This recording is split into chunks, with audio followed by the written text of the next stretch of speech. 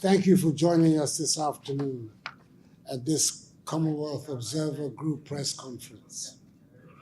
I'm honored to chair the Commonwealth Observer Group for the 13th parliamentary elections and the referendum on the July Charter at a watershed moment in Bangladesh's history. Our presence here reaffirms the Commonwealth's support to the people and government of the People's Republic of Bangladesh and its democratic process.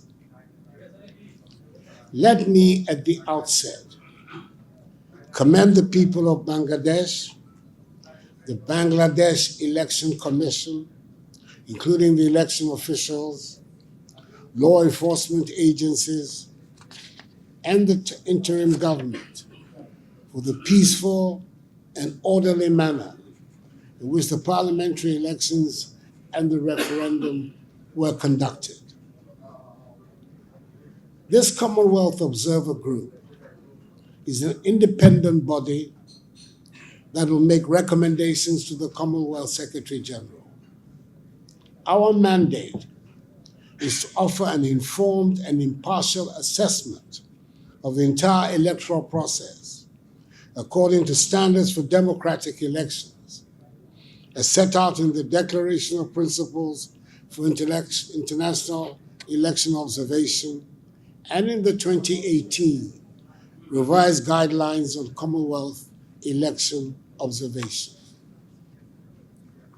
The Commonwealth is honored to have been invited by the Chief Election Commissioner of the Bangladesh Election Commission. I take this opportunity to express our appreciation to the interim government of Bangladesh and the Bangladesh Election Commission for all the arrangements that have been made to facilitate the work of the Commonwealth Observer Group, which is constituted by the Commonwealth Secretary General, the Honorable 𝗞𝗲𝘆𝘄cie. It compromises myself and 12 experts drawn from the fields of politics, law, media, gender, and election administration from several Commonwealth regions. The Commonwealth Secretariat announced the deployment of the group on the 21st of January 2026.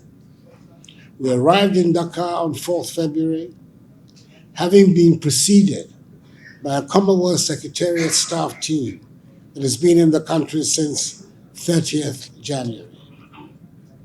The group notes the long history of Commonwealth engagement with Bangladesh.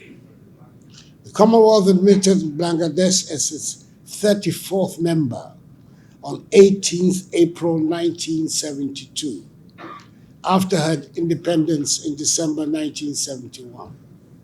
This is the fourth time that a Commonwealth Observer Group has been deployed here. Background. I will now present the preliminary findings of the group. The final report, setting out our full findings on the electoral process and our recommendations in greater detail, will be submitted to the Commonwealth Secretary General and shared with the government of Bangladesh, the Bangladesh Election Commission, and other key national stakeholders, and will be made publicly available to all.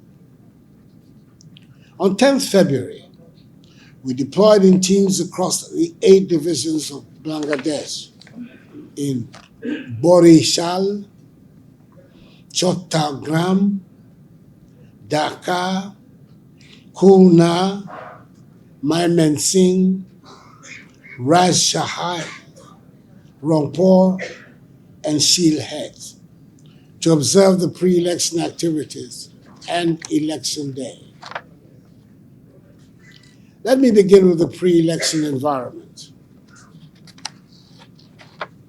Prior to our deployment, we met with a range of stakeholders in Dhaka, including Chief Advisor Professor Muhammad Yunus and other members of the interim government of Bangladesh, the Chief Justice, the Chief Election Commissioner and other members of the Bangladesh Election Commission, the Chief of Army Staff, and the Inspector General of Police. We were also briefed by political parties, media representatives, online monitoring and fact-checking groups, civil society organizations, including women and youth groups, and representatives of persons with disabilities, PWDs, as well as Commonwealth High Commissioners and international organizations. In addition, we met with other international observer missions and local citizen observer groups. The context of the elections. The electoral process took place against the background of significant political developments following the July uprising of 2024. Under the interim government of Bangladesh, the political environment is being shaped by key decisions, including consultative dialogue on political reforms, which culminated in the July Charter and the associated referendum process, as well as decisions affecting the participation of some political parties, including the barring of the Awami League. It is within this transitional context that the elections and referendum were conducted. Participation and inclusion. First of all, women. We were encouraged by the number of women who turned out to exercise their franchise. However, these elections also showed that more needs to be done to encourage the inclusion of women, given the low percentage, 4%, of women candidates, and the election of only 7 women in these elections. Accordingly, we will make recommendations to garner support for women's increased participation in future electoral processes in Bangladesh. Our meetings with various stakeholders, including civil society and youth groups, indicated that there is room for improvement in fielding women in the election process due to the prevailing environment, including online harassment and bullying. Youth. The group acknowledges the increasingly visible role of youth in political mobilization and political discourse, with many interlocutors pointing to heightened levels of political awareness and activism among younger citizens. At the same time, several stakeholders conveyed that this energy does not always translate into influence within formal party hierarchies or decision-making structures, thereby raising questions about whether youth participation is being institutionally embedded or remains largely consultative or episodic. We encourage the new government to continue efforts towards greater youth participation and empowerment in governance. Political participation. Stakeholders conveyed to the group differing perspectives on the breadth of political representation in Bangladesh, not just in these elections, but during other periods of her political history. The Commonwealth will continue to highlight its shared values in all member countries, to advocate for each voter to be enfranchised and a level playing field for all political parties, to enshrine democratic culture and support long-term political stability. The referendum on the July Charter. The proposed referendum on the July Charter featured prominently in discussions with stakeholders. The group recognizes the Charter as a response to multiple and urgent demands for reform. At the same time, some stakeholders expressed concerns about whether the referendum process was sufficiently consultative and clearly communicated. Fortunately, the result was positive. 68% voted yes and 31% voted no. Security. The group received consistent assurances from law enforcement and security agencies regarding their coordination to ensure a stable and enabling environment throughout the electoral period. We commend this coordination and the specific arrangements to ensure the safety for voters and all Bangladeshis. In addition, we express our appreciation to the security forces for facilitating the freedom of movement of citizen and international observers. Postal ballots. The extension of a postal ballot mechanism to out-of-country voters and inmates in this electoral cycle represents a laudable development to enfranchise a greater number of citizens. We recognize this step as a bold and positive measure towards greater inclusivity, while also supporting further efforts to enhance the efficacy, transparency, and public confidence in the logistics of its implementation. Media. The Bangladeshi media is active and vibrant, and the group commends it for the depth and breadth of its coverage of these elections. Broadcast, online, and print media provided extensive reporting on a range of election-related issues and broader political developments, contributing to public engagement. This enhanced media freedom strengthened the quality of public discourse. Although the Constitution guarantees press freedom, some stakeholders reported harassment, threats, and violence, including arson attacks on the office of Protam Alo and the Daily Star, the biggest Bangla and English language newspapers. Despite these concerns, mainstream media played a dynamic role in reporting on a wide range of issues and competing positions of parties. Stakeholders conveyed that social media was a major factor in shaping these elections. Social media platforms have been used to conduct campaigns and reach voters with minimal restrictions. While this has facilitated engagement, the proliferation of false information, hate speech, misogyny, and cyberbullying is of considerable concern. The emergence of AI-generated content poses a risk of misleading voters and distorting public debate. In this context, the introduction of fact-checking columns by news organizations, along with fact-checking efforts by civil society, is commendable. We welcome further efforts to address the scale of digital threats and false information circulating online. We'll therefore be recommending more proactive measures to address these concerns. The campaign. We note that the Bangladesh Election Commission introduced a code of conduct with clear guidelines on campaigning, social media use, political parties and candidates' campaign materials, which were designed to ensure that the elections were conducted in a neutral, orderly, and peaceful political environment.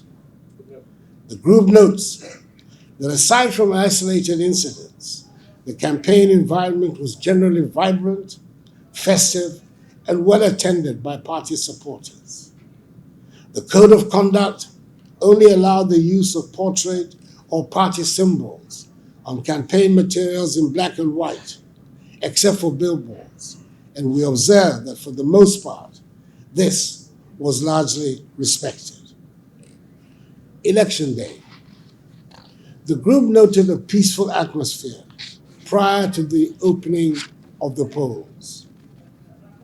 In all instances observed by our group, ballot materials were distributed to polling stations in advance of the opening of polls.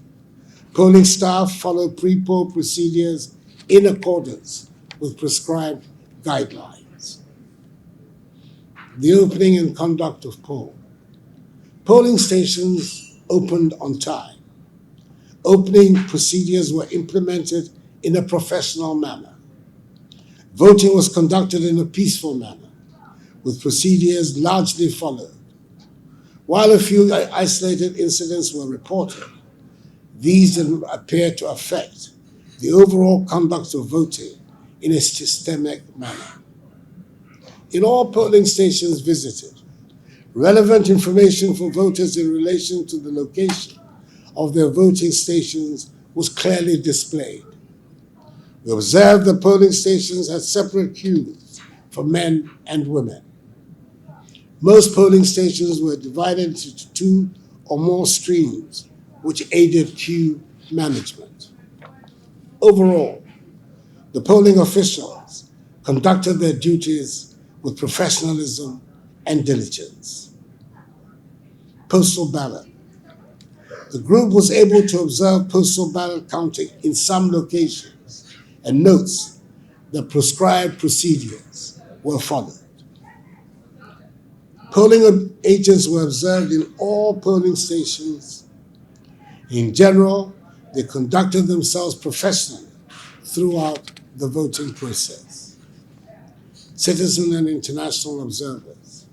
Our observers interacted with the Alliance for Fair Election and Democracy observers, Asian Network for Free Elections observers, European Union observers, and others. The layout at polling stations ensured the secrecy of the ballot. Most polling stations were at schools. Participation and inclusion. We note the participation of women as polling officials and security personnel and commend the large numbers of women voters. However, we noted the presiding officers were predominantly men, suggesting room for advancing women into senior electoral roles. That election and security officials assisted PWDs and the elderly to vote. However, polling stations in general were inaccessible to persons with physical challenges, especially on the upper floors, a situation that needs to be addressed. The group also observed that there were no accommodations for other forms of disability. We will reflect on this issue and offer recommendations in our final report.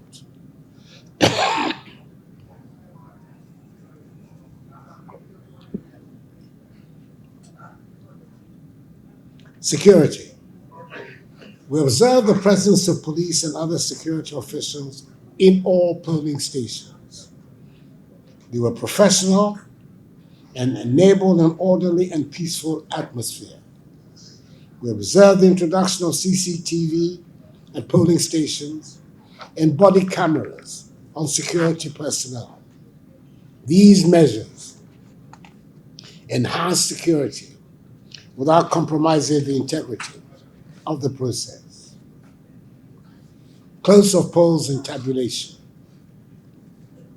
At the close of polls at 4:30 p.m., most polling stations we observed had no queues.